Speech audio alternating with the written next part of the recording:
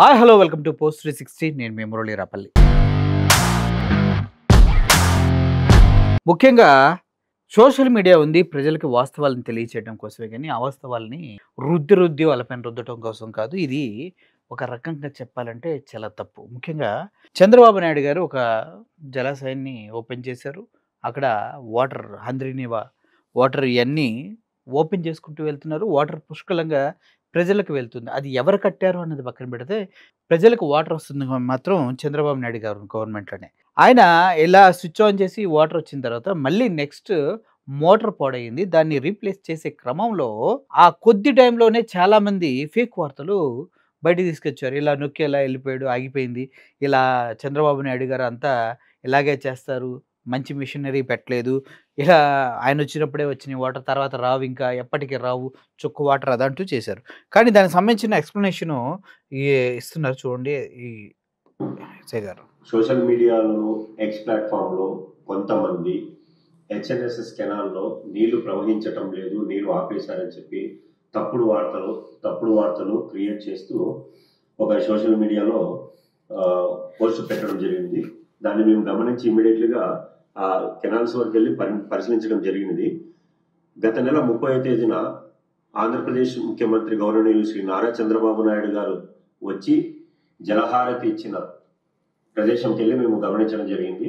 ఆ రోజు ఏ విధంగా అయితే నీరు ప్రవహిస్తుందో కెనాల్లో ఇప్పుడు కూడా అదే వేగంతో నీరు ప్రవహిస్తుంది. కానీ కొంతమంది ప్రభుత్వానికి చెడ్డ పేరు తెచ్చి ప్రజల్లో ఒక ఆందోళన క్రియేట్ చేయాలనే ఉద్దేశంతో అబద్ధపు న్యూస్ ని ప్రచారం చేస్తూ మార్ఫింగ్ ఫొటోస్ వీడియోస్ పెట్టి కెనాల్లో నీళ్లు లేవని చూపిస్తూ ప్రచారం చేయడం జరిగింది.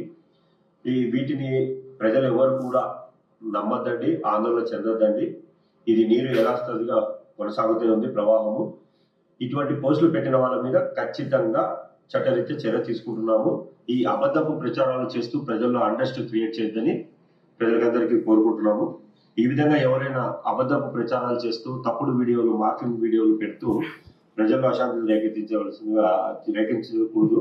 ఇది ఖచ్చితంగా చట్టరీత్యా నేరం. ఇలా చేయడం వల్ల వీటి మీద చట్టరీత్యా చర్య తీసుకుంటాం.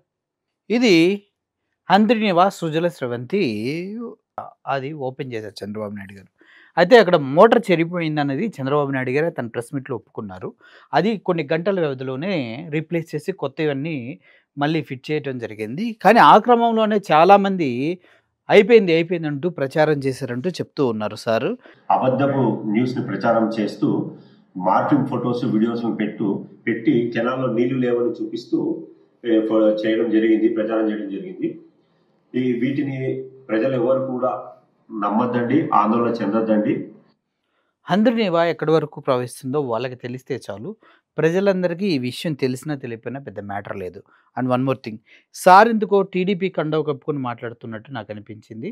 ఒకవేళ ఫేక్ ప్రచారం జరిగితే వాళ్ళని అరెస్ట్ చేయొచ్చు, లోపల పెట్టచ్చు, తప్పే లేదు. దాని గురించి ఎవ్వడు కూడా సందేహించడు. ఎందుకంటే ఒక ప్రతిష్టాత్మకమైనటువంటి ప్రాజెక్టుని ఓపెన్ చేసి జలహారతి ఇచ్చేసి హంద్రీనివా సుజల స్రవంతిని ఓపెన్ చేసిన తర్వాత చిన్న చిన్న లోటుపాట్లు లోపాలు ఎక్కడైనా వస్తూ ఉంటే వాటిని హైలైట్ చేసి పూర్తిగా ఏదైతే కట్టడం ఉందో ఆ కట్టడం కానీ ఆ వాటర్ కానీ అవన్నీ వేస్ట్ చేశారు.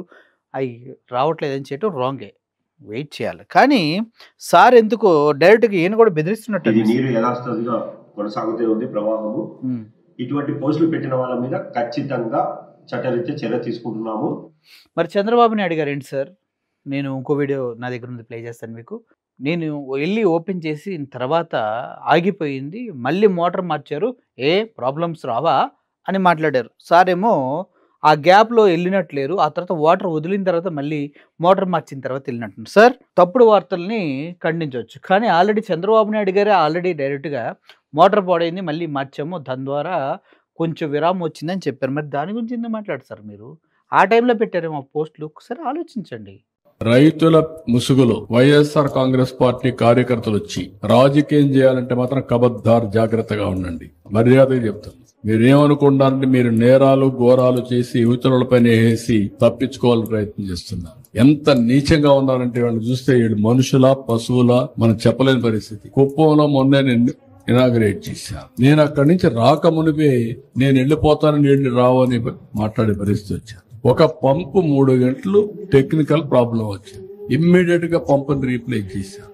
ఇప్పుడు కూడా పెడుతున్నారు. కాలువలు ఎండిపోయినాయి, నీళ్లు రావడం లేదు, మోసం చేశారు. అంటే ఏమనుకుంటున్నారు మీరు? సోషల్ మీడియా ఉందని మీ ఇష్టానుసారంగా వాగితే మీ సమాధానం వాళ్ళన్నిటికీ. అలాంటి వాళ్ళని ఏం చేయాలో పగడ్బందీగా ఆలోచిస్తాం. వాస్తవాలు రాసే వాళ్ళని వాళ్ళు ఏదైనా రాస్తే తప్పుంటే కరెక్ట్ చేసుకుంటాం. తప్పుడు వార్తలు రాస్తే మాత్రం కబద్దార్ జాగ్రత్తగా ఉండండి. మీరు వేయడం మీ ఫేక్ న్యూస్ అని పెట్టుకోవాలన్నా బుద్ధి జ్ఞానం లేదు మీకు. ఏమనుకుంటున్నారు మీరు? ప్రతిరోజు ఏదో ఒకటి పెట్టి ప్రజల అటెన్షన్ డైవర్ట్ చేసి కావాలని ఫేక్ న్యూస్ అంతా పెట్టే పరిస్థితికి వచ్చారు. అందుకే నేను చెప్పాను, ఈ ఎర్రా వాసు, ఎర్రా రామూర్తి, చీలి వెంకటేశ్వరరావు, కోలాంటి ఈశ్వరరావు వీళ్ళంతా వైఎస్ఆర్ కాంగ్రెస్ వాళ్ళు. మీరు రాజకీయాలుంటే మీ ఇంట్లో చేసుకోండి. ప్రభుత్వం దగ్గర మాత్రం తోక తిప్పితే తోక కట్ చేస్తాం. సో ఓవరాల్గా బెదిరింపులు అయితే కూటమి ప్రభుత్వంలో దర్జాగా వస్తున్నాయి. అదేవిధంగా సార్ కూడా రెస్పాన్సిబిలిటీ తీసుకున్నారు. సార్ అరెస్ట్ చేయండి, ఎంతమంది అరెస్ట్ చేస్తారు తప్పుడు వార్తలు చేసిన వాళ్ళని. Thank you for watching this video. Murali signing off. Thank you so much.